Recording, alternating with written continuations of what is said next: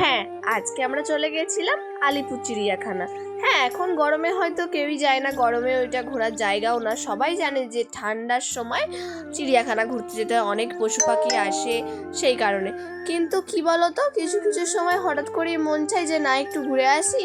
তো এই চিড়িয়াখানাটা যেহেতু কাছে, তো ঘুরে এলাম ফ্যামিলির সবাই মিলে। গিয়েছিলাম ফ্যামিলির সবাই না, বাট কিছুজন আমরা গিয়েছিলাম ফ্যামিলির। আর বাসেতে আমি ভিডিও ক্লিপ নিতে পারিনি, কারণ বাসেতে আমার প্রচুর শরীরটা খারাপ লাগছিল, তাই আমি নিতে পারিনি। আর এখানে চলে এসেছি। আর হ্যাঁ, এটা শর্ট ভিডিও হিসেবে আসছে ঠিকই, কিন্তু রবিবার এটার ফুল বড় ভিডিও আসবে, মানে সেটা রবিবার পোস্ট হবে। আর আমি এখানে বলছিলাম, আচ্ছা কোথায় এসেছি বলো তো? আমি কি বোকা না? কেউ যেন জানতেই পারবে না যে আমি কোথায় এসেছি। আশ্চর্য।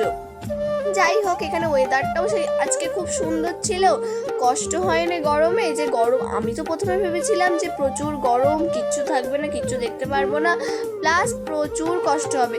কিন্তু সত্যি বলছি, এত দারুণভাবে সব পশু পাখিকে দেখেছি, কোনো ভিড় নেই, কিচ্ছু নয়, মানে দারুণ লেগেছে।